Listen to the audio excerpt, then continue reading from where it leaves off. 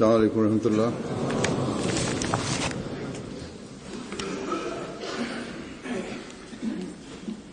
أشهد أن لا إله إلا الله وحده لا شريك له وأشهد أن محمدا عبده ورسوله.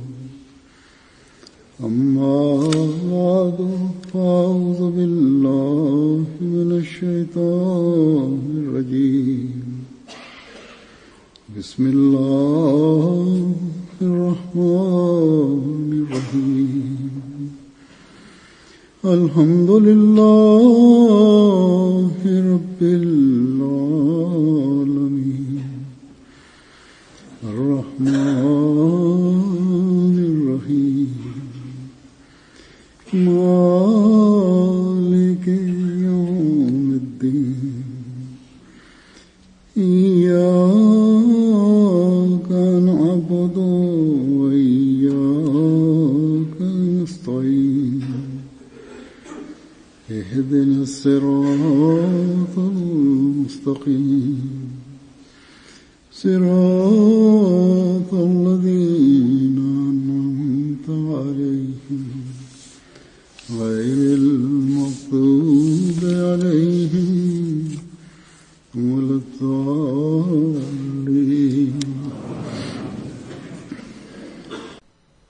Sot kemi ditën e bekuar të gjumas dhe po ashtu është dita e parë e muajit të bekuar të Ramazanit. Prandaj dita e sotme mbledh fillon me bekime të jashtëzakonshme. I dërguari Allahu sallallahu alaihi wasallam ka thënë veçanërisht për ditën e premte se është e bekuar. Edhe tha se atë ditë, pra ditën e premte, do vjen një kohë kur besimtari nëse bën një lutje Zotit Madhrishëm, ajo pranohet. Edhe për muajin e bekuar të Ramazanit, ai ka thënë se kur vjen ky muaj hapen dyert e xhenetit edhe mbyllen dyert e xhehenemit. Prandaj, mëshira e Zotit të Madhrishëm në këtë muaj është e dukshme edhe e veçantë, edhe ajo bie si shi mbi besimtarët. Dhe njëkohësisht profeti Muhammed sallallahu alaihi wasallam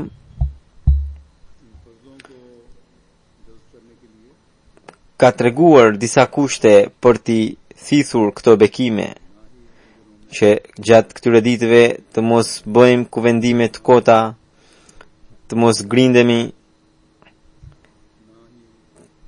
të mos zihemi me njëri tjetrin, madje çdo likësie, çdo të keqe t'i përgjigjemi duke thënë se jam i agjëruar, kam agjëruar, dhe përpiqem të largohem të gjitha gjërave të kota. Nëse do të jetë kjo gjendja jon, atëherë agjërimi ynë do të jetë i vlefshëm. Pra, njeriu për hir të Zotit duhet të përpiqet maksimalisht për të zbatuar porositë e Zotit, edhe më pas ta kthej gjithë jetën e tij në këtë mënyrë. Se sa i rëndësishëm është ky muaj,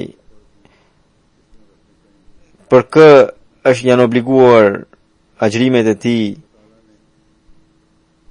dhe cilët janë kushtet e tyre, duke përmendur këto kushte, këto gjëra, Zoti i Madhrishëm thot në Kur'anin famlar: "Wa idha sa'alaka 'ibadi anni fa inni qarib, ujibu da'wat ad-da'i idha da'an." Edhe këtë temë e ka lidhur ngushtësisht me Ramazanin. Ky ajet thot se kur robrit e mi të pyesin rreth meje, thuaj unë jam afër. Kur lutësi më thret mua, unë i përgjigjem. Prandaj edhe ai, pra edhe lutësi, duhet të më pranoje, duhet të më besoje që të gëzoje udhëzimin. Pra Zoti i Madhrishëm tha se muajt, ditët e bekuara, ditët e Ramazanit janë kaq të bekuara saqë pas këtyre ditëve nëse robi më kërkon mua, i thot pejgamberit alayhi salatu wasalam që ti thot që unë jam afër dhe unë i përgjigjem lutjes së lutësit kur ai më lutet. Prandaj muaji i Ramazanit, gjuma të premtet që vinë gjatë muajit të Ramazanit kanë bekime të dy fishta. Edhe ditët janë për pranimin e lutjeve, edhe netët janë për pranimin e lutjeve. Por Zoti i Madhrishëm thot se ju nuk e dini se cili është ai çast i cili ju amundson pranimin e lutjeve. Prandaj lutuni edhe gjatë ditëve, edhe gjatë netëve. Prandaj duhet të përfitojmë sa më shumë nga këto ditë të bekuara. Në njërën anë, pra në Ramazan, Zoti i prangos shejtanin edhe i hap dyert e xhenetit, edhe i afrohet robërve. Edhe pastaj gjumat, pra të premtet e Ramazanit kanë akoma më shumë bekim. Edhe duhet përfitojmë sa më shumë nga kjo.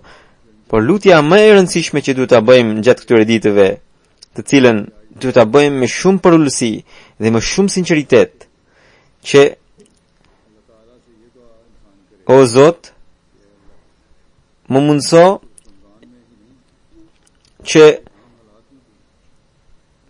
më prano ndër ata njerëz të cilët jo vetëm në Ramazanit, por edhe jashtë Ramazanit, të cilëve ti u pranon lutjet edhe gjatë ditëve, edhe gjatë netëve, në mënyrë që Ramazani pra të na sjell një ndryshim të pastër në jetën tonë. Lutuni që Zoti t'ju mundsoj udhëzim të përjetshëm, të qëndrueshëm. Në ajetin e parë ku Allahu thot që Zoti i ka obliguar agjërimet për muslimanët siç u ka obliguar popujve të tjerë, kjo nuk do të thotë që ai në ka obliguar agjërimet thjesht duke ndjekur një praktik, por synimi është ai që përmend në fund të këtij ajeti, i cili thot la'allakum tattaqun, në mënyrë që ju të fitoni druajtje, takuan e Zotit, dhe ju të shpëtoni nga dobësitë morale dhe shpirtërore. Pastaj në këtë ajet që lexova, Zoti i Madhrishëm në fund të këtij ajeti thot që la'allakum yarshudun, në mënyrë që ju të gëzoni udhëzim. Fjala rushd që është përmendur në këtë ajet ka shumë kuptime. Ka do të thotë që rruga e drejtë, vepra e drejtë, morali i shëndosh, pjekuri në moral dhe mendim. Të gjitha janë, edhe pastaj është edhe kuptimi tjetër që qëndrueshmëria në këto gjëra, të gjitha janë kuptimet e kësaj fjale. Prandaj kur njeriu i përulet Zotit sinqerisht, ai jo vetëm që shikon pranimin e lutjeve, ai e forcon edhe besimin e tij duke e rritur takuan dhe sinqeritetin. Dhe në këtë mënyrë ai fillon të thith bekimet e Zotit të Madhrishëm. Prandaj Ramazani vjen me bekime të shumta, por këto bekime u vinë në hise atyre të cilët vendosmërisht i zbatojnë porositë e Zotit. Nëse thjesht do të vini të premtet, gjatë të premteve të gjumas edhe më pas nuk do të keni këtë angazhim, atëherë nuk duhet të ankoheni kur Zoti nuk do t'ju pranojë lutjet. Nëse kjo është gjendja juaj, atëherë ky është një besim I dobët. Ne nuk duhet të kemi ankesë prej Zotit që ai nuk po na pranon lutjet.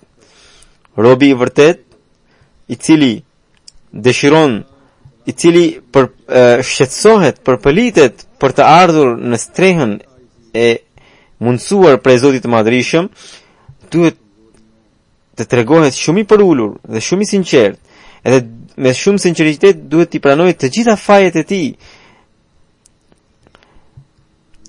Ky angazhim në ditët në xhumave të Ramazanit të mos jetë I përkohshëm. Disa njerëz mendojnë se Zoti I Madhërisëm thot se gjatë këtyre ditëve unë u afrohem njerëzve, prandaj na mjafton vetëm adhurimi I këtyre ditëve. Ky është vetëm mashtrim që atyre u bën nefsi I tyre. Edhe ne duhet të mbrohemi nga kjo. Ne duhet të afrohemi Zotit me shumë sinqeritet, edhe duhet të kërkojmë pëlqimin e Tij. Zoti asnjëherë nuk është larg nesh. Ai gjendet gjithkund dhe gjithka. Por gjendja e robit është ajo e cila tregon se sa I afër është pra ai me Zotin. Kur ai përulet, atëherë kur ne pra përulemi, atëherë ne do të na pranohen edhe lutjet, edhe ne do të gëzojmë gjithçka që do t'i kërkojmë, ose gjithçka që ai do të ai mendon se është e përshtatshme për ne. Kështu që ne duhet të jemi të vetëdijshëm se ne mund të arrijmë synimin vetëm duke qëndruar në mirësi dhe duke pasur takuan, edhe personalisht, edhe kolektivisht në xhamat. Atëherë ne do të korrim ato fruta të cilat Zoti na ka caktuar neve. Siç u thash, ne nëse tregohemi të porulur, pranojmë fajet tona, atëherë përpiqemi për ta kërkuar Zotin e Madhërisëm. Atëherë me bekimin e Zotit, Zoti do të na jep frutat. Njeriu edhe sikur të jetë mëkatar, edhe sikur të jetë fajtor, por derisa e mban frikën e Zotit në zemrën e vet, derisa pranon fajet e veta, derisa mban takuan në zemrën e tij, atëherë Zoti I Madhërisëm vazhdon t'i mbulojë mëkatet. Dhe më në fund ja mundson shpëtimin. Prandaj në këtë ditë lutuni sa më shumë për veten, për të afërmit tuaj, për antarët e xhamatit, që çdo kush nga ne të pajiset me takuan e Allahut të Madhërisëm. Kur do të lutemi për njëri tjetrin me dhimbje, atëherë edhe engjëjt do të bashkohen në lutjet tona. Dhe ne do të shikojmë bekimet e vërteta të Ramazanit. Çfarë është takuaja? Takuaja është druajtje dhe frika ndaj Zotit të Madhërisëm. Derisa ne kemi druajtjen dhe frikën ndaj Tij,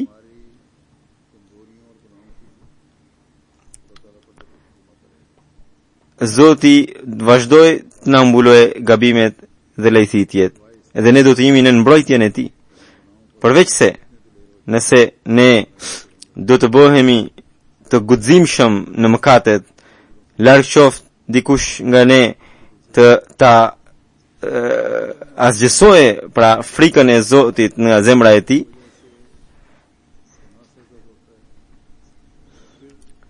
nëse ne për shkak të dobësisë son bëjmë ndonjë mëkat, por prap mbajmë të frikën ndaj Tij, druajtjen ndaj Tij në zemrën tonë, Zoti I Madhërisëm është shumë mëkatfalës.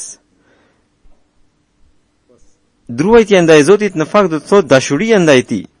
Derisa ne do ta shfaqim këtë druajtje, këtë dashuri.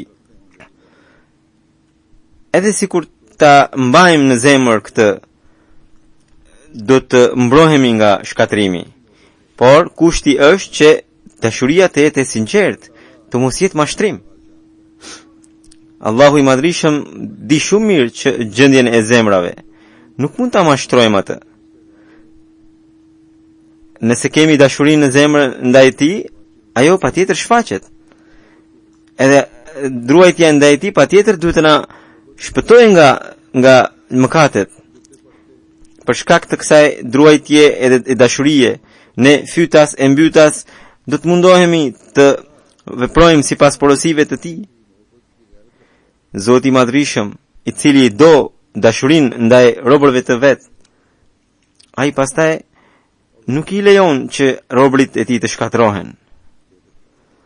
Edhe më në fund u mundson pendesën. Por nëse njeriu, siç u thash më parë, guxon tejmase dhe bën mëkate, edhe e heq farën e takuas nga zemra e Tij, atëherë ndeshkohet. Është mirësia e Zotit Madhrishëm që ne kemi pranuar Mesiun e premtuar alayhis salam. Ai vazhdimisht u ka thënë antarëve të xhamatit që të ndjekin rrugën e takuas. Edhe pastaj Zoti na ka dhënë edhe atë sistemin shpirtëror i cili na mban gjallë farën e takuas. Pastaj vjen muaji i Ramazanit çdo vit, i cili na jep të gjitha kushtet për ta mbjell këtë farë, për ta lulësuar këtë farë. Edhe pastaj Zoti i Madhrishëm na ka treguar, na ka dhënë edhe lajme të gëzueshme nëse do ta lulëzojmë këtë farë, se çfarë frutash do t'i korrim. Prandaj për të përfituar nga bekimet e këtij muaji të Ramazanit, gjithkush nga ne ka nevojë që të bëhet rob i sinqert i Zotit Madhrishëm. Nëse nga pakujdesia jon, Zoti i Madhrishëm nuk na dëgjon lutjet për një farë kohe, atëherë ai sillet si ajo nënë e mëshirshme e cila për shkak të edukimit të fëmijës nganjëherë edhe i tregohet e pakënaqur, por nuk i tregohet e zemëruar. Edhe kur fëmia reflekton edhe i kthehet nënës, ajo e përqafon më fort se sa më përpara. Madje gjatë kësaj periudhe ajo nga këndi i syrit vazhdimisht e shikon fëmijën se çfarë po bën. Sidoqoftë kur fëmia i rikthehet nënës, ajo largësia përfundon. Ndërsa Zoti i Madhrishëm i do robërit e Tij më shumë se sa një nënë e mëshirshme. Ai vazhdimisht është në kërkim që kur robërit e Tij do të vinë në rrugën e drejtë, do t'i kërkojnë falje atij. Profeti sallallahu alajhi wasallam tha, pasha Allahun, se Allahu i Madhrishëm gëzohet kaq shumë nga pendesa e robit, saqë nuk gëzohet as ai i cili gjen deven e Tij të humbur në shkretëtir. Prandaj muaji i Ramazanit na vjen që ne duke mbajtur gjallë dashurinë ndaj Zotit, edhe pse kemi bërë mëkate gjatë gjithë vitit, ne t'i drejtohemi Zotit duke u penduar. Edhe atëherë Zoti do të vi me vrap edhe do të na përqafojë. Profeti Muhammed sallallahu alaihi wasallam ka thënë që Allahu i Madhrishëm tha se ai nëse njeriu vjen një pëllëm drejt Zotit, unë do të vi një krah. Nëse ai vjen një krah tek unë do vi 2 krah. Nëse robi vjen duke ecur tek unë do të vi duke vrapuar tek ai. Pra, kemi një Zot të tillë, i cili është shumë më i mëshirshëm se sa nënat e mëshirshme. Dhe që krijon mjete të ndryshme, mundësira të ndryshme, që robi disi të pendohet edhe t'i rikthehet Zotit. Por nëse robi nuk përfiton nga këto mjete, atëherë është fatkeqësia e tij, është zemër ngurtësia e tij. Duke treguar pra këto shembuj që tregojnë dashurinë e Zotit ndaj robërve, në fakt dashuria e Zotit është shumë më e madhe se sa që përmendet në këta shembuj. Dashuria që ka Zoti ndaj robërve të vet, ne nuk mund ta përshkruajmë atë me asnjë shembull. Këta shembuj janë thjesht që ne disi të kuptojmë këtë fakt. Edhe pse këta shembuj na japin një standard, një standard të lartë të dashurisë, të jetë të lartë. Megjithatë, dashuria e Zotit ndaj robërve të vet është shumë më e madhe se sa kjo, të cilën në asnjë mënyrë nuk mund ta imagjinojmë dot. Njeriu është shumë i dobët, edhe shumë mëkatar. Zoti i Madhërisëm është shumë i lartësuar.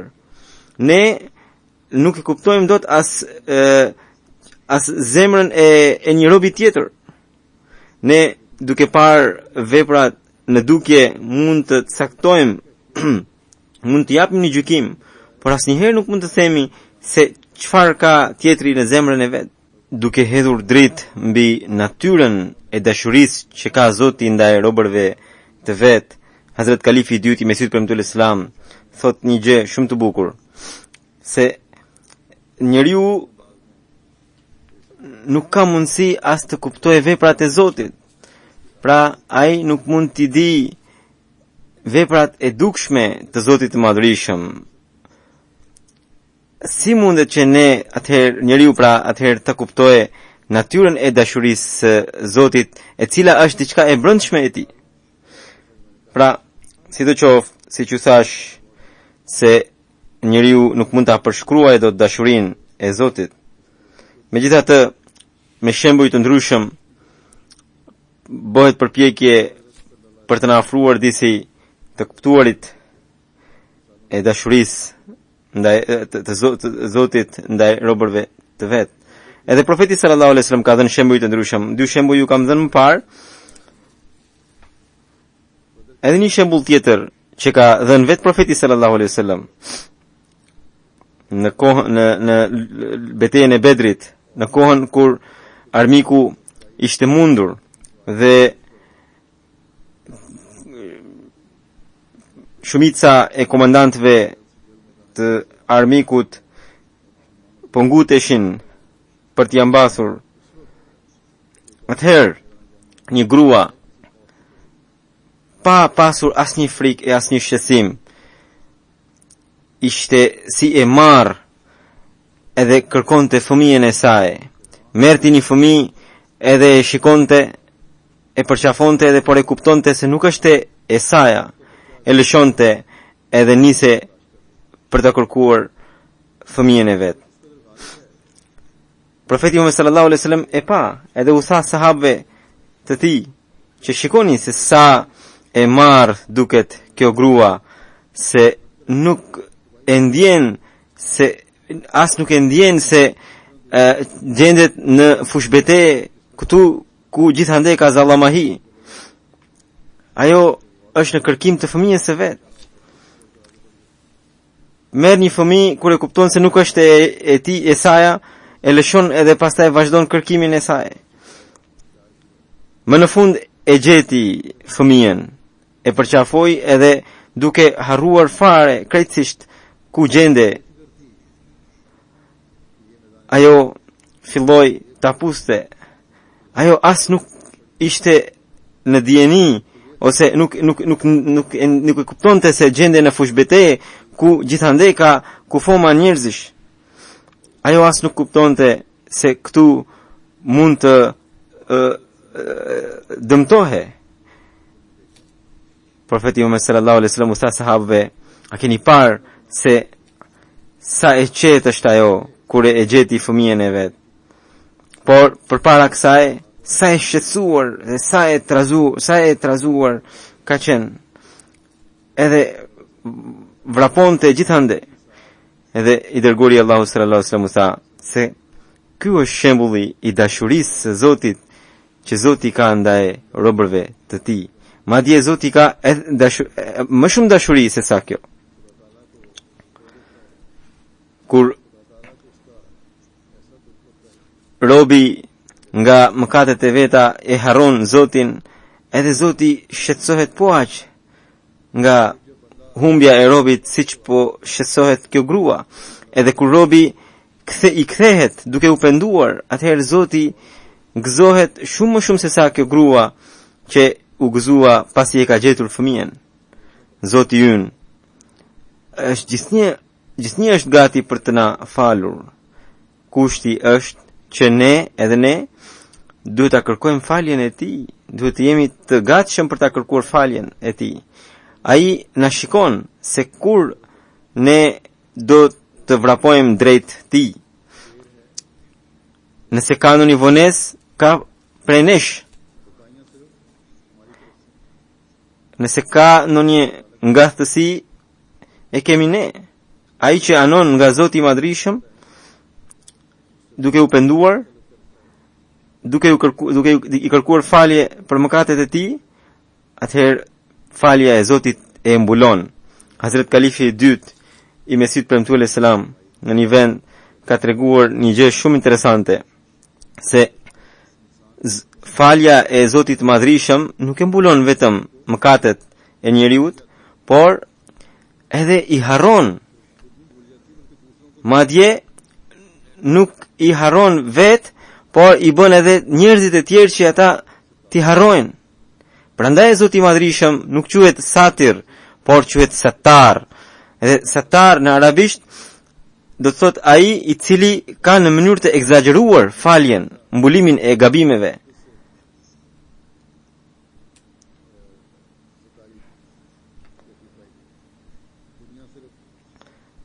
Bota mund të jetë satir, pra që mund të mbulojë gabimet e njerëzve një herë, dy herë. Por njerëzit e kësaj bote nuk mund të nxjerrin nga zemrat e njerëzve dijen e mëkateve për të tjerët, por Zoti i Madhrishëm është sattar. Edhe ai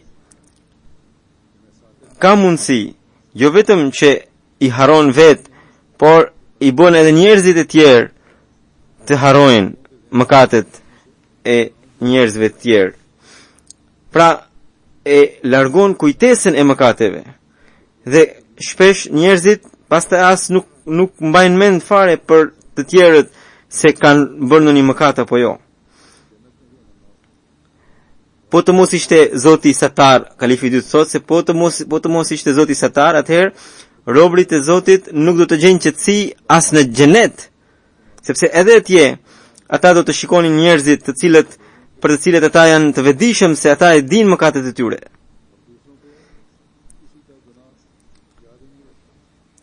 Pra, kjo është pakufishmëria e mbulimit të gabimeve nga ana e Zotit.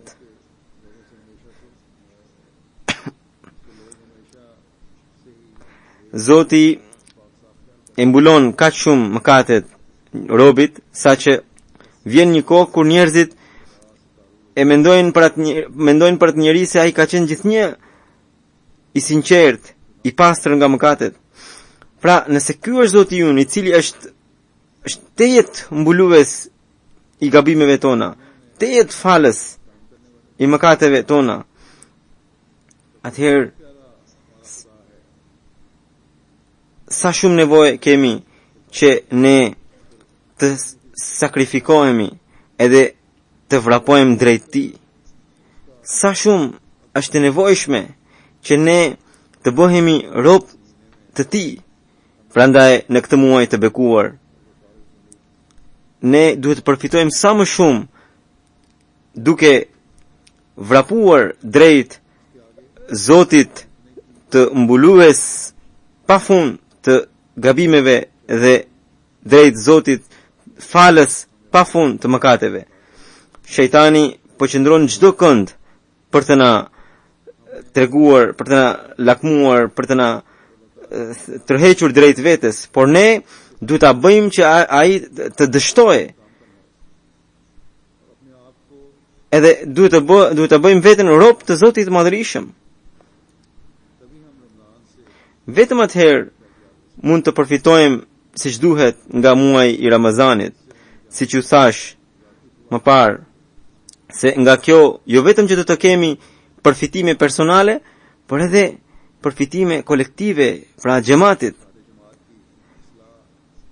Kur antarët e xhamatit përmirësohen, përparojnë në mirësi edhe përparojnë në takva, vetvetiu ngritet niveli i xhamatit. Sa më shumë antar të kemi pra të përparuar, aq më shumë ne si xhamat do të thithim bekimet e Zotit. Ne e dim se Hazrat Mesiu premtuar alayhis salam ka thënë se fitoria ime dhe përparimi im do të realizohet përmes lutjeve. Prandaj kemi nevojë që të përulemi sa më shumë para Zotit, edhe për t'i kërkuar përparimin e xhamatit. Lutje të tilla duhet të bëjmë sa më shumë gjatë këtyre ditëve të bekuara të Ramazanit. Nuk duhet t'i kufizojmë lutjet tona vetëm deri tek vetja apo deri tek të afërmit e të dashurit tan, por ka nevojë që t'i zgjerojmë ato shumë më shumë. Vetëm atëherë mund të përmbushim përgjegjësinë tonë për të qenë në xhamatin e Mesiut të premtuar alayhis salam. E vetëm atëherë mund të kryejmë detyrën e falënderimit ndaj Zotit për mirësinë që ai na bëri duke na pranuar në xhamatin e Mesiut të premtuar alayhis salam. Detyra jon nuk ka mbaruar vetëm duke e futur veten në këtë xhamat.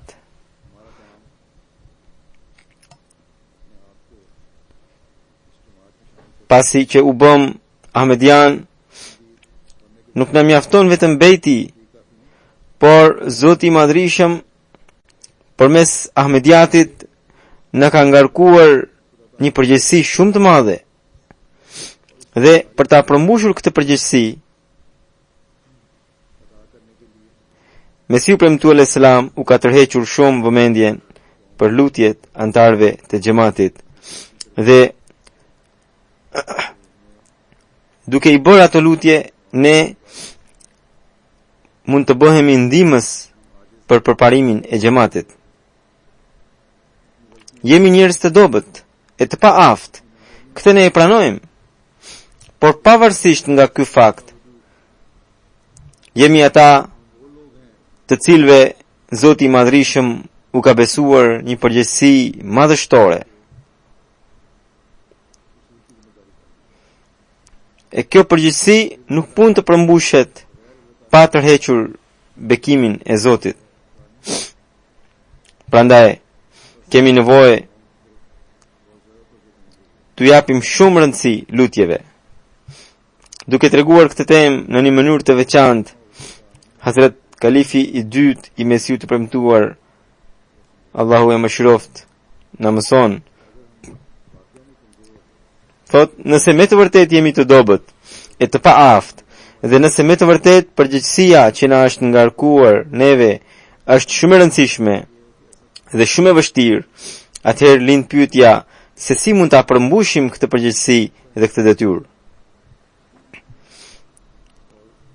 Nga njëra anë, kjo përgjegjësi kërkon një fuqi të jashtëzakonshme që të përmbushet, dhe nga ana tjetër, jemi krejtësisht të dobët e të paaft.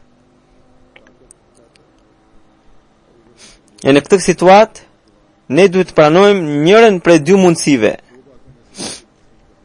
Ose duhet të besojmë se njëri prej dy pretendimeve tona nuk është i saktë, domethënë ose e kemi gabim kur themi se jemi të dobët e të paaft, gjë që nuk është e vërtetë, ose kjo përgjegjësi nuk është e vështirë edhe kjo nuk është e saktë.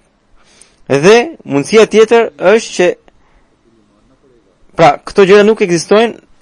Nëse nuk ekzistojnë kjo mundësi, atëherë mundësia tjetër e vetme është që Allahu i Madhërisëm përveç përpjekjeve tona, patjetër duhet të ketë vendosur edhe mjete të tjera për këtë qëllim.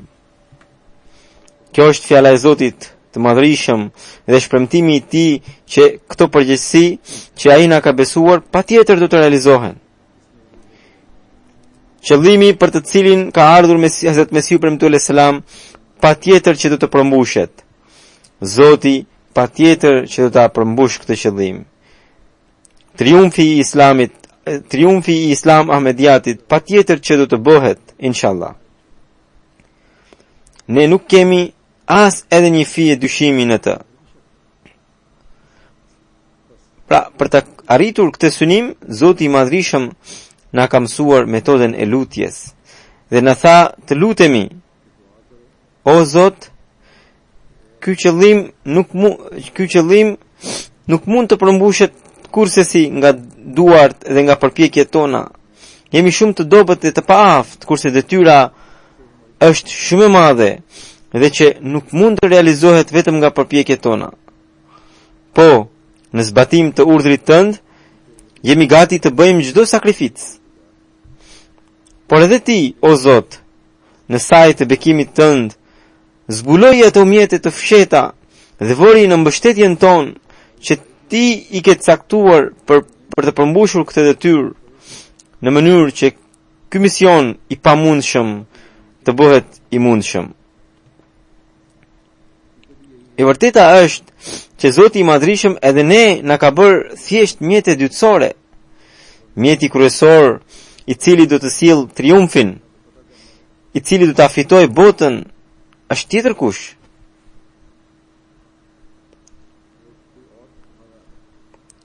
Por ne duhet kemi një mall e dhimbje për t'i arritur fitoret, dhe ai mall dhe ajo dhimbje të rrjedh në formë lutjesh nga zemrat tona.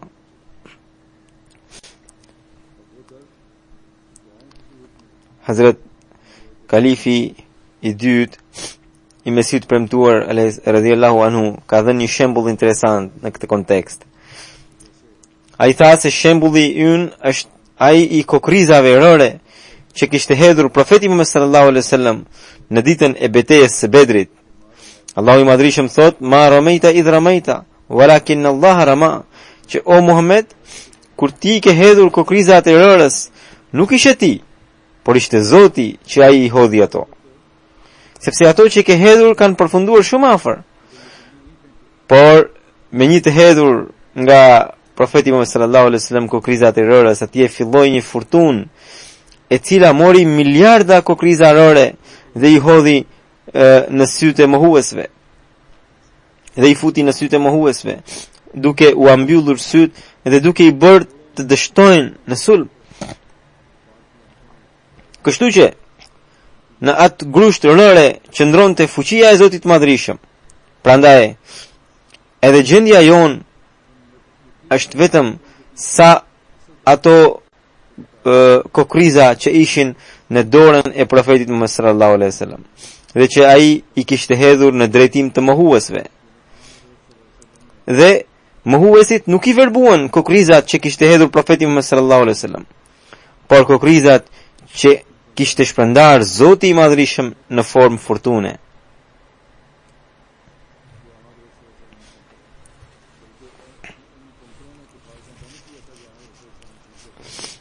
Prandaj,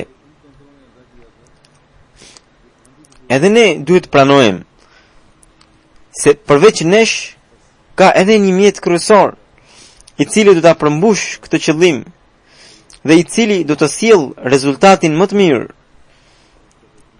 Ne duhet pranojmë se ka edhe mjete të tjera që janë krijuar prej Zotit që do të sjellin rezultatin e pritshëm, të cilat pra ato mjete do ta bëjnë Islamin të triumfojë mbi fetë të tjera.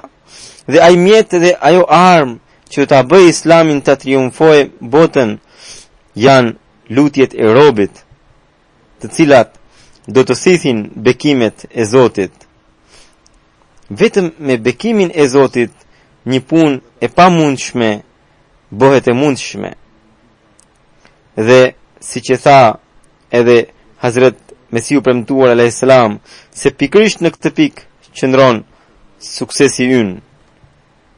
Pra, në këtë ditë lutjesh që Zoti i Madhrishëm na i ka mundsuar Gjatë gjithë kohës duhet të kemi parasysh, madje duhet të kemi parasysh me qëndrueshmëri që të lutemi sa më shumë që Zoti të krijojë sa më shpejt mjetet e triumfit të Islam Ahmediatit.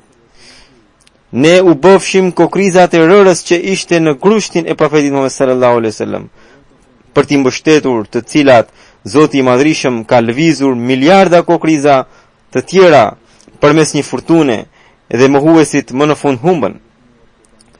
Zoti i Madhrishëm na largoft dobësitë dhe na toleroft gabimet dhe lajthitjet tona, dhe me bekimin e vet na krijoft mjetet me të cilat ne të arrijmë qëllimin. Mos ndodh që për shkak të dobësive dhe pakujdesive tona të mbulohet madhështia e Zotit. Mos ndodh që lajthitjet tona të mundsojnë gëzime kundërshtarëve. Madje Zoti i Madhrishëm për ta shfaqur madhështinë dhe nderin e Tij në sajt e bekimit të Tij na dhënë forcën në duar tona që është e nevojshme, na dhënë atë forcë në duar tona që është e nevojshme për ta arritur këtë synim. Pra, lutuni sa më shumë gjatë këtyre ditëve, edhe për veten, edhe për të tjerët. Lutuni edhe për përparimin e xhamatit, edhe për dështimin e armikut. Lutuni edhe për shfaqjen sa më qartë të madhështisë së Zotit. Bota vijon ta mohojë Zotin. Zoti e bëft atë që ajo ta njoh atë sa më shpejt. Zoti na i falt lajthitjet dhe gabimet dhe na dhënë atë forcë e fuqi me të cilën të mund ta bëjmë Islamin të triumfojë mbi të gjitha fetë e tjera. Çdo kush nga ne u bëft shërbëtor i sinqert i Islamit, dëshirat e kësaj bote na u bëfshin dytësore. Zemrat na u mbushqin plot e përplot me ndjenjen që kemi nevojë të përdorim të gjitha aftësitë tona për ta ngritur fen ton. Zoti i Madhrishëm na dhënë atë forcë dhe fuqi në veprat tona, sa që forca dhe fuqia e armikut të bjerë poshtë para nesh. Zoti i Madhrishëm jo vetëm na i falt gabimet, por na dhuroft urrëtie të tillë për mëkatet në zemrat tona, që ne kurse si të mos bëjmë asnjë shkelje kundër porosive të Zotit. Ne u dashurofshim me mirësi dhe bamirësitë. Takuaja u rënjost në zemrat tona dhe dashuria ndaj Zotit u bëft ushqimi ynë. Çdo fjalë dhe çdo vepër e jona u bëft në përputhje me pëlqimin e Zotit, dhe kur të mbrim tek ai, ne gëzofshim flet pëlqimin e Tij. Zoti e bëft këtë Ramazan që ne me të vërtet ti arrim të gjitha këto.